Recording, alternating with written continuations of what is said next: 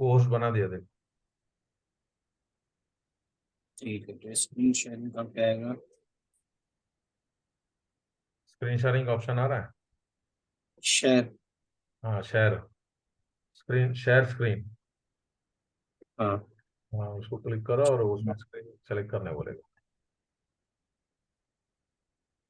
ہو رہا ہے.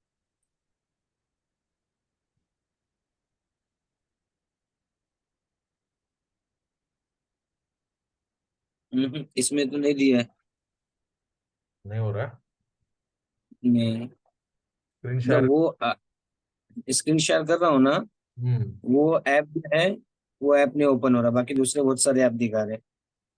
ہاں وہی، وہ اسکرین جو جتنا آپ کا پیچھے جتنا یہ کھلا ہے نا وہ سارا دکھائے گا، اس میں سے جو اسکرین میں آپ کا جو کتاب ہے اس کو سلیکٹ کر لو، صرف وہی اسکرین شیئر ہوگا۔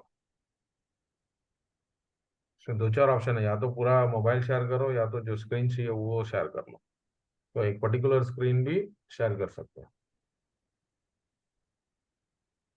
ایسا تو نہیں دکھا رہا ہے اس میں. ایک منٹ اوپر دوسرا سسٹم چالو ہے.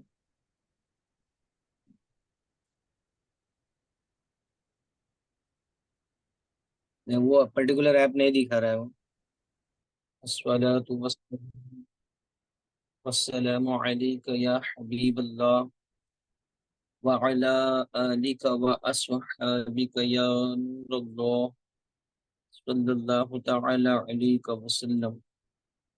نحمده ونستعینه ونستغفره ونتوکل علیہ. اما بعد فاعوذ باللہ من الشیطان الرجیم ببرکت بسم اللہ الرحمن الرحیم. الحمد للہ رب العالمین الرحمن الرحیم مالک یوم الدین. صدق اللہ العظیم. شمع رسالت کے پروانوں، پیارے آقا صلی اللہ تعالی علیہ وسلم کے پیارے دیوانوں، رب کعبہ کا بے پناہ احسان کہ اس نے ہمیں پھر ایک بار قرآن مجید، فرقان رشید، برہان حمید، کلام مجید کو پڑھنے، پڑھانے، سننے، سنانے کی اس مقدس محفل میں جمع فرمایا. گزشتہ نشست میں ہم سورۃ الفاتحہ کی پہلی آیت الحمدللہ رب العالمین کے لفظ رب پر گفتگو کی تھی کہ رب کسے کہتے ہیں، رب کا اطلاق کن کن ہستیوں پر ہوتا ہے، اور مطلقاً رب کسے کہا جاتا ہے، اور پھر جب رب کو، اللہ رب العزت کو رب کہا جائے تو اس کے کیا معنی ہیں. پھر رب پالنے والا، ایسا پالنے والا کہ جس کی جتنی استطاعت ہو اس کی اتنی فطری ضروریات کو جان کر اس کے مطابق اسے پالنے والا یہ رب ہوتا ہے. اور پھر ہم نے اس پر گفتگو کی تھی کہ رب واحد کا صیغے کے ساتھ میں استعمال کیا گیا، اور پھر اللہ کو رب العالمین کہا، اور عالمین عالم کی جمع ہے. اب عالم کی جمع ہے تو اس پر ہم نے یہ گفتگو کی تھی کہ عالمین تو بہت ہیں، عالمین کا رب ایک ہی ہے، اسی لیے عالمین میں جمع کا صیغہ استعمال کیا گیا اور رب میں واحد کا صیغہ استعمال کیا گیا. ہم آج اپنے گفتگو کا آغاز بھی عالم سے ہی کرتے ہیں. عالم کتنے ہیں اور کون کون سے ہیں، اس کے تعلق سے علامہ زبیدی لکھتے ہیں کہ عالم خاتم اور طابق اور دانک کے وزن پر ہے. اس کا معنی ہے کل مخلوق. اسی طرح صحا میں ہے یا آسمان، اور اس کے نیچے جو جواہر اور اعراض ہیں وہ عالم ہے. جس طرح خاتم مہر لگانے کا آلہ ہے، اسی طرح عالم اس میں آلہ ہے۔ اس کا معنی ہے موجد کو جاننے کا آلہ۔ حضرت جعفر صادق نے کہا عالم کی دو قسمیں ہیں، عالم کبیر، عالم صغیر۔ آسمان اور جو کچھ اس کے اندر ہے وہ عالم کبیر ہے، اور انسان عالم صغیر، اور انسان میں وہ سب کچھ ہے جو عالم کبیر میں ہے۔ ہمارے شیخ نے کہا کہ مخلوق کو عالم اس لیے کہتے ہیں کہ وہ صانع پر علامت کرتی ہے، یعنی اس کے بنانے والے پر علامت کرتی ہیں۔ بعض مفسرین نے کہا عالم اس کو کہتے ہیں جس سے خالق کا علم حاصل ہو۔ پھر بطور تخلیق جن و انس میں عقلا پر اس کا اطلاق کیا گیا، یا جن اور انس پر، انسان اور فرشتوں پر، اور سید شریف کا مختار یہ ہے کہ اس کا اطلاق ہر جنس پر کیا جاتا ہے اور تمام اجناس کے مجموعے پر بھی کیا جاتا ہے۔ زجاج نے کہا عالم کا اس لفظ سے کوئی واحد نہیں ہے، اور اس کے علاوہ اور کسی لفظ کی جمع واو اور نون عالمون یا عالمین کے ساتھ نہیں آتی۔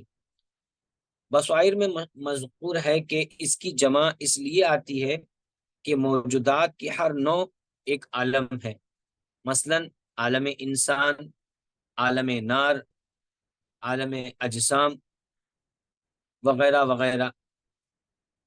روایت ہے کہ اللہ تعالیٰ کے 10,000 سے زائد عالم پیدا کیے، اللہ تبارک و تعالیٰ نے 10,000 سے زائد عالم پیدا کیے، اور اس کی جمع سالم اس لیے آتی ہے کہ انسان بھی عالم کا ایک فرد ہے۔ ایک قول یہ ہے کہ اس کی جمع سالم اس لیے آتی ہے کہ اس سے مراد مخلوق کی اصناف میں سے ہے، صرف ملائکہ، جن اور انس ہے، اور دوسرے غیر ذوی القول یعنی غیر ذوی العلوم اس سے مراد نہیں ہے، یعنی چوپائے وغیرہ اس سے مراد نہیں۔ یہ حضرت ابن عباس کا قول ہے۔ حضرت جعفر صادق نے کہا اس سے صرف انسان مراد ہے، اور ہر انسان ایک عالم ہے۔ میں کہتا ہوں کہ ابن عباس رضی اللہ تعالیٰ عنہ نے رب العالمین کی تفسیر میں کہا رب الجن و انس، اور قتادہ رضی اللہ تعالیٰ عنہ نے اس کی تفسیر میں کہا تمام مخلوق کے رب۔ ازہری نے کہا حضرت عباس کے قول کی دلیل یہ ہے کہ لیقول للعالمین، سورہ فرقان کی آیت نمبر 1، تاکہ آپ عالمین کے لیے نذیر ہو جائیں، اور سیدنا محمد صلی اللہ علیہ وسلم جانوروں اور فرشتوں کے لیے نذیر نہیں، حالانکہ وہ بھی اللہ کے مخلوق ہیں۔ آپ صرف جن اور انسان کے لیے مبعوث ہوئے۔ اور وہب بن منبع سے مروی ہے کہ کل 18,000 عالم ہیں، اور یہ دنیا ان میں سے ایک عالم ہے۔ اللہ اکبر۔ تاج العروس میں علامہ زبیدی کی یہ مختصر سی گفتگو کہ عالم کسے کہتے ہیں۔ غرض علامہ قرطبی فرماتے ہیں کہ حضرت ابو سعید خدری نے اللہ تعالی حضرت ابو سعید خدری نے کہا کہ اللہ تعالیٰ نے 40,000 عالم پیدا کیے، اور دنیا شرق سے غرب تک ایک عالم ہے۔ مقاتل نے کہا 80,000 عالم ہے، 40,000 خشکی میں ہیں اور 40,000 سمندر میں ہیں۔ ابو العالیہ سے مروی ہے کہ جن ایک عالم ہے، انس ایک عالم ہے، ان کے سوا زمین کے 4 زاویے ہیں، اور ہر زاویے میں 1,500 عالم ہیں۔ جامع الاحکام میں ابو سعید خدری کا یہ قول اور دیگر مفسرین کا قول موجود ہے۔ اب غلام رسول سعیدی فرماتے ہیں کہ عالم کیا ہے، تو آپ فرماتے ہیں میں کہتا ہوں کہ ان تمام اقوال میں صحیح قول یہ ہے کہ اللہ تعالیٰ کے سوا ہر موجودات عالم ہے، اور مخلوق عالم میں شامل ہے، اور اس کی دلیل یہ ہے کہ قرآن مجید میں ہے، سورہ شعراء آیت نمبر 21 سے 24 تک کہ فرعون نے کہا رب العالمین کیا ہے؟ موسیٰ علیہ السلام نے کہا وہ آسمانوں، زمین اور ان کے درمیان ہر چیز کا رب ہے، اگر تم یقین کرنے والے ہو۔ اس آیت میں یہ تصریح ہے کہ تمام آسمان، زمینیں اور ان کے درمیان ہر چیز عالم ہے، اور اس کی جمع عالمین آئی ہے۔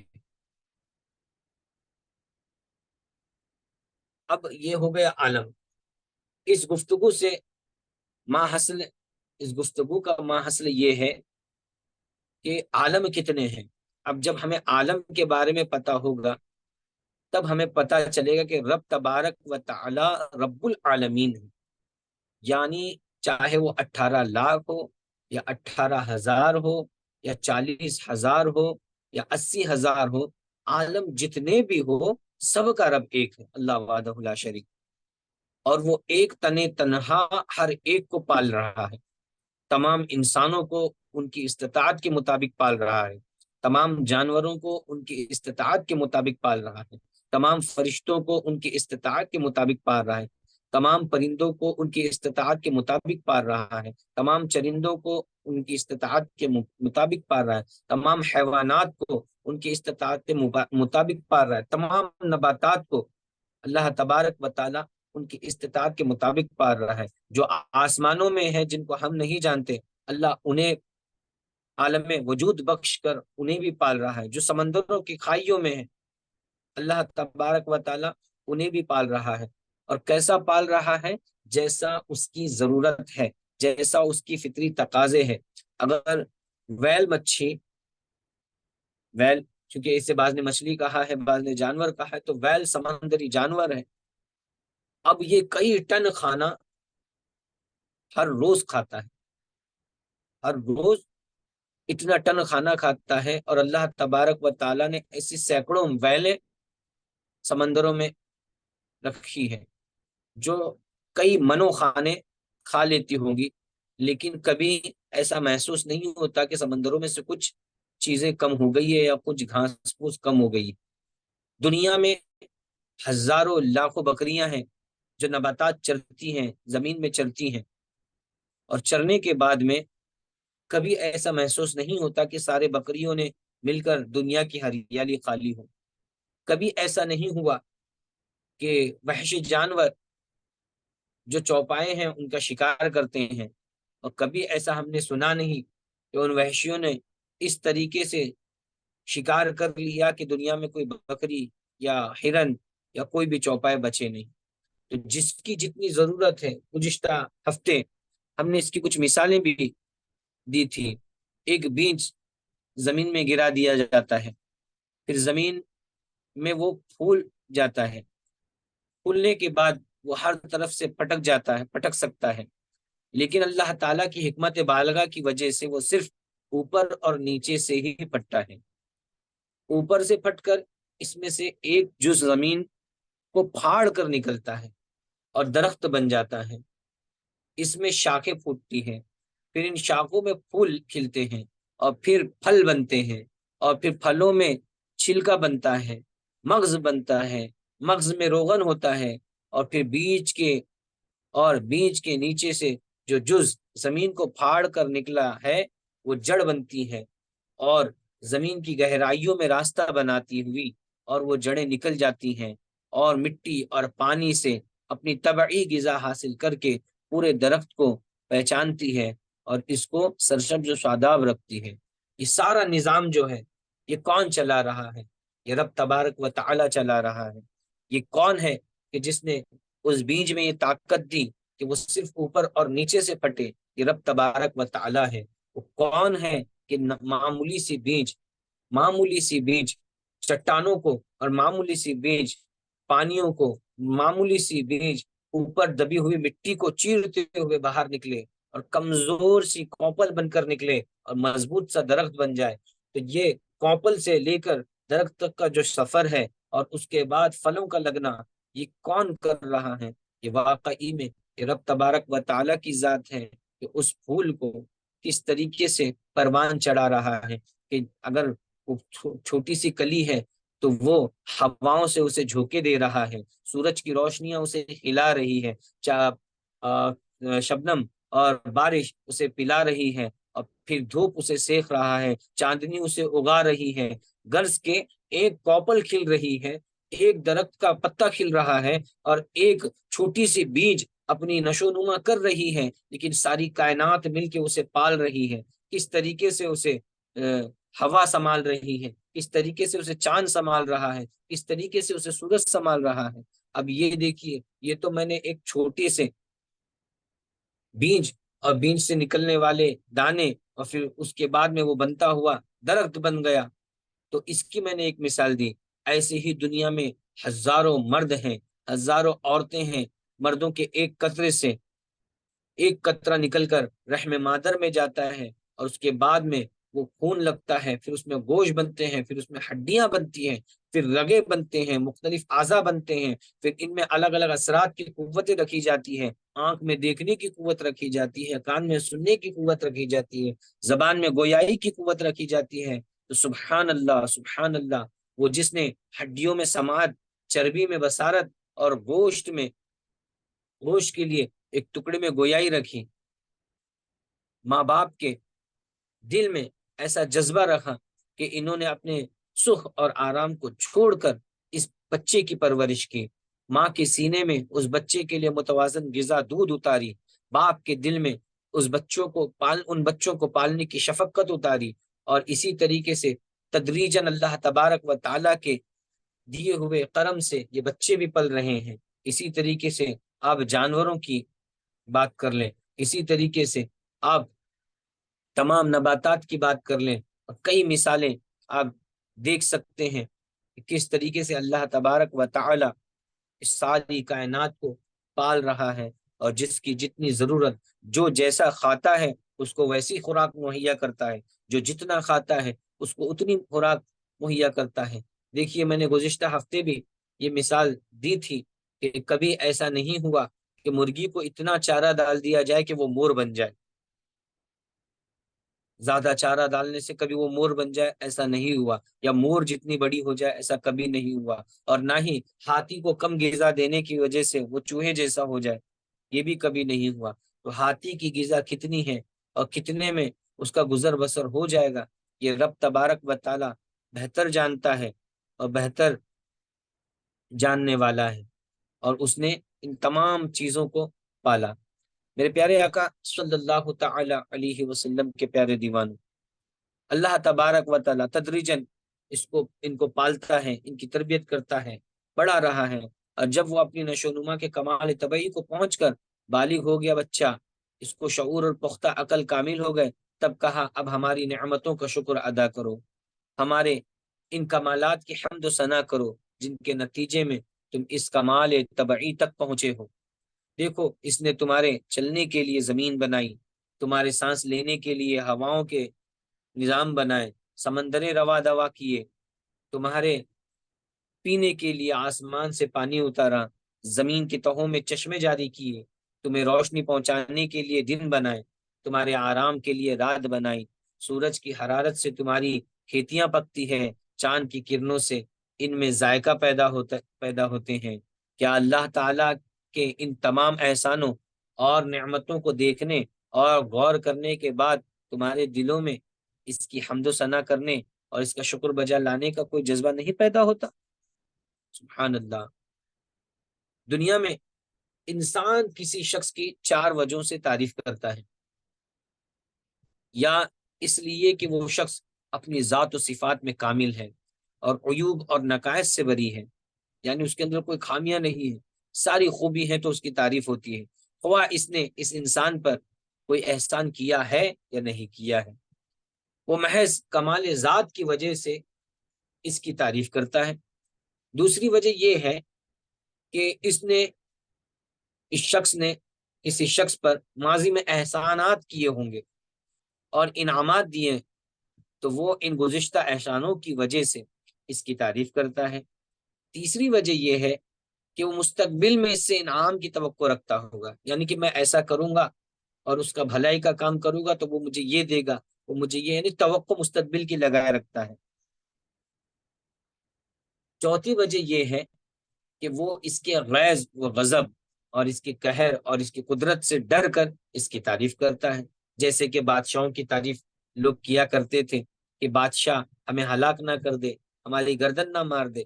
تو اس لیے جو بن پڑا سب کچھ زمین اور آسمان ملا کر بادشاہوں کی تعریف کی جاتی تھی.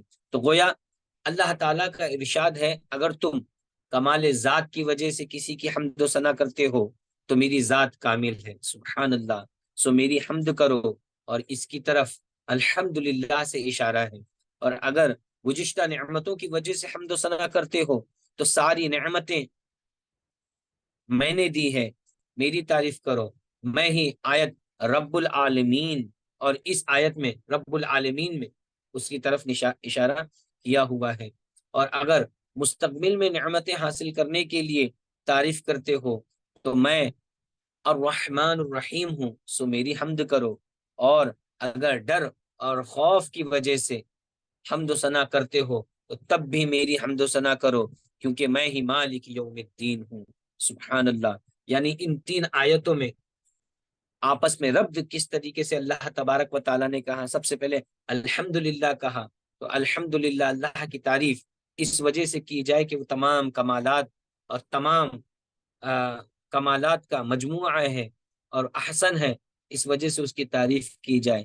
اور اگر ہم کسی کے انعامات پر کوئی ہمیں کچھ دیتا ہے اس وجہ سے ہم تعریف کرتے ہیں، تو بے شک رب سے زیادہ بڑھ کر دینے والا کون ہے، کیونکہ وہ رب العالمین ہے، اسی لیے اس کی تعریف کرنی چاہیے. اور مستقبل میں ہمیں نعمت ملنے والی ہے، اس وجہ سے ہم اگر اس کی تعریف کر رہے ہیں تو وہ رحمان و رحیم ہے، یعنی ہمارے گناہوں پر پردے ڈال کر ہمیں بخش دے گا اور ہمیں جنت عطا فرمائے گا. تو وہ رحمان و رحیم ہے، اس وجہ سے بھی ہمیں تعریف اسی کی کرنی چاہیے. اور اگر کسی کی ڈر کی وجہ سے، ہمیں خوف کی وجہ سے اگر کسی کی تعریف کرنا چاہتے ہیں تو اس کا بھی لائق اور سزاوار میرا رب ہی ہے، کیونکہ وہی قہار ہے، وہی جبار ہے، اور وہی قہار ہے، اور وہی وہاب ہے. تو میرے پیارے آقا صلی اللہ تعالی علیہ وسلم کے پیارے دیوانوں، یہ تین آیتیں الحمدللہ رب العالمین، پہلی آیت جس کا آج ہم نے مکمل جتنا ہمارا علم میں تھا ہم نے تفصیل گفتگو کر کے اسے حاصل کیا. اب اگلی آیت ہے الرحمن الرحیم. تو الرحمن الرحیم، اس کے متعلق ہم نے بسم اللہ میں جو الرحمن الرحیم آیا ہے اس میں ہم نے گفتگو کر لی ہے، اور بہت ساری باتیں، رحمان کیوں کہا گیا، رحیم کیوں کہا گیا، رحمان سے کیا مراد ہے، رحیم سے کیا مراد ہے، یہ ساری گفتگو ہم نے کر لی. یہاں پر حضور غلام رسول سعیدی صاحب نے ایک قول پیش کیا ہے سید ابو العلا مودودی کا، کہ وہ لکھتے ہیں کہ انسان کا خاصہ ہے جب کوئی چیز اس کے نگاہ میں بہت زیادہ ہوتی ہے تو وہ مبالغے کی صیغوں میں اس کو بیان کرتا ہے. یعنی الرحمن الرحیم یہ دونوں مبالغے کی صیغ ہیں. اب مبالغہ بڑا چڑھا کر بتانا، تو اس میں سید ابو العلا مودودی الرحمن الرحیم کی تفسیر اس طریقے سے کرتے ہیں، فرمایا اس میں مبالغے کے صیغے استعمال ہے. اور اگر ایک مبالغہ بول کر وہ محسوس کرتا ہے کہ اس شے کی فراوانی کا حق ادا نہیں ہو تو پھر اس معنی کا ایک اور لفظ بولتا ہے تاکہ وہ کمی پوری ہو جائے جو اس کے نزدیک مبالغے میں رہ گئی. اللہ کی تعریف میں رحمان کا لفظ استعمال کرنے کے بعد پھر رحیم کا اضافہ کرنے میں بھی یہی نقطہ پوشیدہ ہے، یہ ان کے نزدیک ہے. یعنی ابو العلا مودودی جو ہے ان کے نزدیک یہ ہے کہ رحمان کے بعد رحیم بولنے کے پیچھے راز یہ ہے کہ ایک مبالغہ بولنے کے بعد میں اللہ تبارک و تعالی نے یہ محسوس کیا کہ اس سے بات پوری نہیں ہوئی، اس وجہ سے دوسرا اور کلام اس کے ساتھ میں فرما دیا. رحمان عربی زبان میں بڑے مبالغے کا صیغہ ہے، لیکن خدا کی رحمت اور مہربانی اپنی مخلوق پر اتنی زیادہ ہے، اس قدر وسیع ہے، ایسے بے حد وہ حساب ہے کہ اس کے بیان میں بڑے سے بڑا مبالغہ لفظ بول کر بھی جی نہیں بھرتا. اس لیے اس کی فراوانی کا حق ادا کرنے کے لیے پھر رحیم کا لفظ مزید استعمال کیا گیا، یہ ان کا کہنا ہے۔ اس کی مثال ایسی ہے جیسے ہم کسی شخص کی فیاضی کے بیان میں سخی کا لفظ بولتے ہیں، اور بول کر جب تشنگی محسوس کرتے ہیں تو اس پر داتا کا اضافہ کر دیتے ہیں۔ رنگ کی تعریف میں جب گورے کو کافی نہیں پاتے تو اس میں چٹے کا لفظ استعمال کر دیتے ہیں، جس سے گورے چٹے بولتے ہیں۔ درازی قد کی ذکر میں لمبا کہنے سے تسلی نہیں ہوتی تو اس کے بعد تڑنگا بھی کہہ دیتے ہیں۔ تو یہ تفہیم القرآن میں انہوں نے ذکر کیا کہ رحمان اور رحیم کی وجہ یہ ہے۔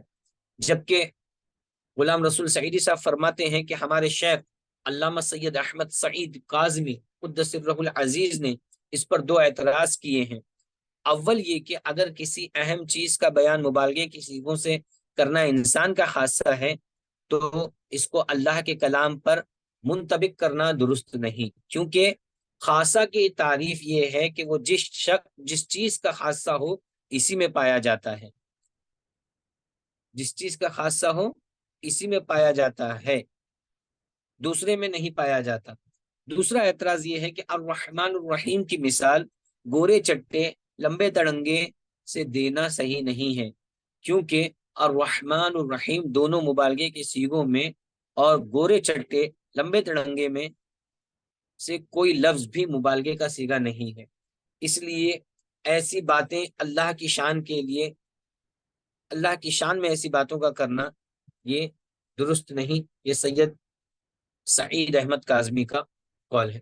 آئیے یہاں پر ہم نے الرحمن الرحیم کو بھی کمپلیٹ کر دیا، اب آگے بڑھتے ہیں تیسری آیت مالک یوم الدین۔ اب مالک یوم الدین جو ہے قراء حضرات کے نزدیک اس کو دو طریقے سے پڑھا جاتا ہے، دو مختلف قرأتیں ہیں۔ بعض کہتے ہیں کہ یہ مالک یوم الدین ہے، اور بعض کہتے ہیں کہ یہ ملک یوم الدین ہے۔ آپ لوگوں نے پہلے بھی قرأتوں کے بارے میں اگر پڑھا ہوگا، قرأت سبعہ کے قاریوں سے سنا ہوگا، تو سورہ فاتحہ پڑھتے ہوئے آپ نے یہ ہوگا کہ بعض قراء کی یوم الدین کہتے ہیں۔ تو امام عاصم، امام کسائی اور امام یعقوب کی قرأت میں مالک ہے، باقی پانچ ائمہ کی قرأت میں ملک ہے۔ مالک اس شخص کو کہتے ہیں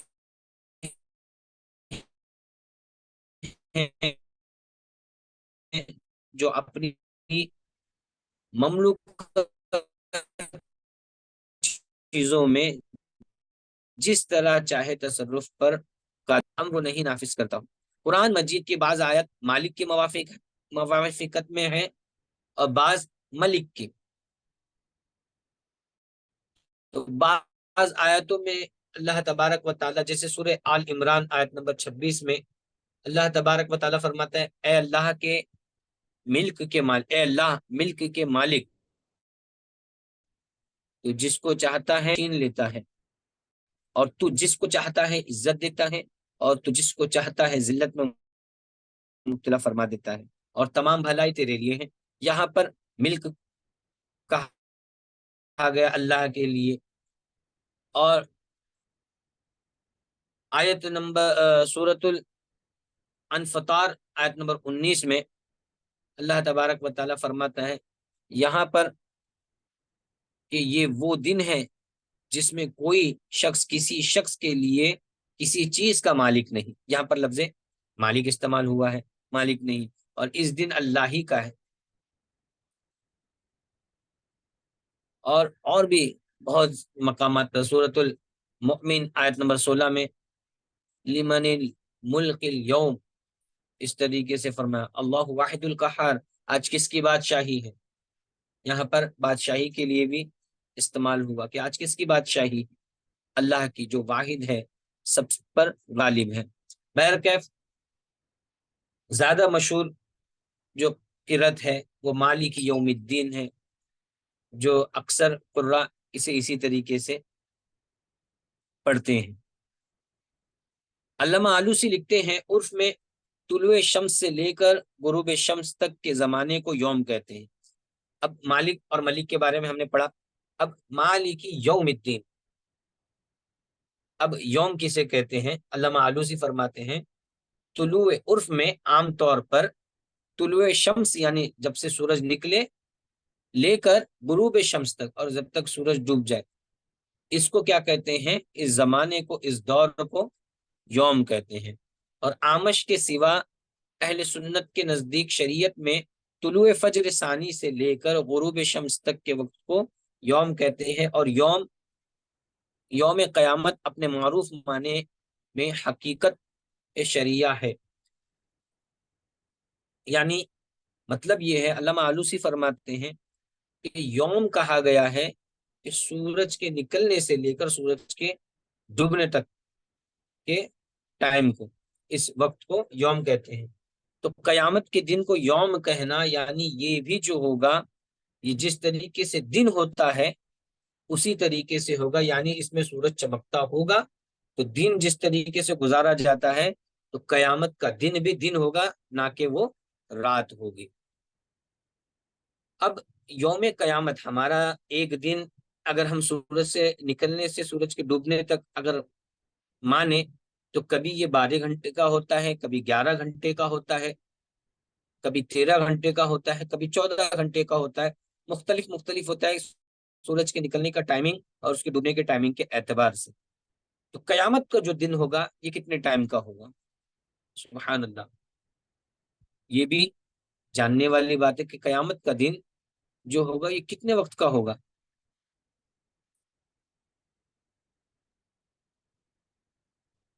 اب وقت میرے خیال سے زیادہ باقی نہیں رہا ہے، اس کے باوجود بھی میں کچھ باتیں بول کر یہاں پر گفتگو اختتام کی طرف لے جانا چاہوں گا کہ دنیا کا دن 12 گھنٹے 13 گھنٹوں پر مشتمل ہے، لیکن قیامت کے دن کی مقدار کیا ہے؟ تو اللہ تبارک و تعالی نے سورہ معارج آیت نمبر 4 میں یہ فرمایا کہ جبرائیل اور فرشتے اس کے طرف عروج کرتے ہیں جس دن کا عذاب ہوگا. اس دن کی مقدار 50,000 سال. اللہ اکبر. یعنی ہمارا ایک دن جو دنیا کا دن ہے وہ ایک دن کچھ گھنٹوں کا ہوتا ہے، کبھی 12 ہو جاتے ہیں، کبھی 14 ہو جاتے ہیں. لیکن جو قیامت کا دن ہوگا رب تبارک و تعالی نے فرمایا وہ کچھ گھنٹوں کا نہیں بلکہ 50,000 سال کے برابر ہو. اللہ اکبر. امام ابو یعلا روایت کرتے ہیں کہ حضرت ابو سعید خدری رضی اللہ تعالی عنہ روایت کرتے ہیں کہ عرض کیا گیا یا رسول اللہ صلی اللہ علیہ وسلم، قرآن مجید میں اس دن کے متعلق ہے کہ وہ 50,000 برس کا ہوگا، یہ کتنا لمبا دن ہوگا؟ رسول اکرم صلی اللہ علیہ وسلم نے فرمایا قسم ہے اس ذات کی جس کے قبضے قدرت میں مجھ محمد کی جان ہے، مومن پر اس دن میں تخفیف کی جائے گی حتیٰ کہ وہ جتنی دیر میں دنیا میں فرض نماز پڑھتا تھا اس پر وہ دن اس سے بھی کم وقت میں گزار دیا جائے گا. سبحان اللہ. 50,000 سال کا دن اور مومنوں پر صرف 2 رکعت فجر کی جو نمازیں ہیں اس کے مقدار میں گزار دیا جائے گا. اس حدیث کو حافظ ابن جریر الطبری نے جامع البیان میں بھی روایت فرمایا. امام ابن کثیر نے تفسیر ابن کثیر میں بھی اسے اپنی سند کے ساتھ روایت فرمایا. امام ابن حبان نے اپنی صحیح میں اسے روایت فرمایا. امام بہقی نے بھی اس کو روایت فرمایا. علامہ سیوطی نے اور امام احمد نے اسے روایت فرمایا. غرض کے علامہ آلوسی تک کے محدثین اور بزرگان دین نے اسے روایت فرمایا. اور علامہ حیثمی لکھتے ہیں کہ اس حدیث کو امام احمد اور امام ابو یعلا نے روایت کیا ہے. اس کا ایک راوی ضعیف ہے، اس کی سند حسن ہے. تو یہ سند حسن کے ساتھ میں ہمیں حدیث ملی کہ دن تو ہوگا 50,000 سال کا، جو حساب کا دن ہوگا وہ 50,000 سال کے برابر ہوگا. لیکن یہ مومنوں پر کیسے گزرے گا؟ جیسے دو رکعت نماز فرض ہم پڑھتے ہیں، کتنے وقت میں یہ دن مسلمانوں پر اور ایمان والوں پر گزر جائے گا۔ اللہ تبارک و تعالی ہم سب کا خاتمہ ایمان پر عطا فرمائے، اور حشر کی رسوائیوں سے ہم سب کی حفاظت فرمائے، اور ہمارے گناہوں کو معاف عطا فرمائے، ہمارے خطاؤں کو معاف عطا فرمائے۔ آج کی گفتگو ہم یہیں پر اختتام کرتے ہیں۔ چند اور روایات آئی ہیں کہ یہاں پر جو فرمایا گیا مالک یوم الدین، تو ہم نے مالک کا معنی جانا کہ اپنی مملوک، اپنی رعایا میں کیا کرنے والے، بلا کسی رکاوٹ کے تصرف کرنے والے، یعنی جو چاہے کرنے والے، اسے کہتے ہیں مالک۔ تو اللہ تبارک و تعالیٰ نے اپنے آپ کو مالک یوم الدین کہا۔ تو آج ہم نے مالک کو جانا، لفظ مالک، اور پھر ساتھ ہی ساتھ میں اس کی قرت مالک ہے یا ملک ہے، اس پر تھوڑی سی گفتگو کی، اور اس کے بعد میں ہم آئے یوم پر، مالکی یوم الدین۔ آج یوم کے تعلق سے ہم نے کچھ باتیں سنی، انشاءاللہ آئندہ کل اور کیا کلام احادیث میں آیا ہے اس یوم الدین کے بارے میں، پھر ہم یوم کے بارے میں جاننے کے بعد میں انشاءاللہ دین، اللہ تبارک و تعالیٰ نے قیامت کے دن کو کیوں کہا ہے، اس کی تفصیل جانیں گے۔ رب تبارک و تعالیٰ سے دعا ہے کہ رب تبارک و تعالیٰ کہنے سننے کی غلطیوں کو معاف عطا فرمائے، ہمارا جمع ہونا قبول عطا فرمائے، اور قبول فرما کر اس کا اجر عظیم ہمیں اور ہمارے والدین کو عطا فرمائے۔ وآخر الدعوہ کہ ان الحمد للہ رب العالمین۔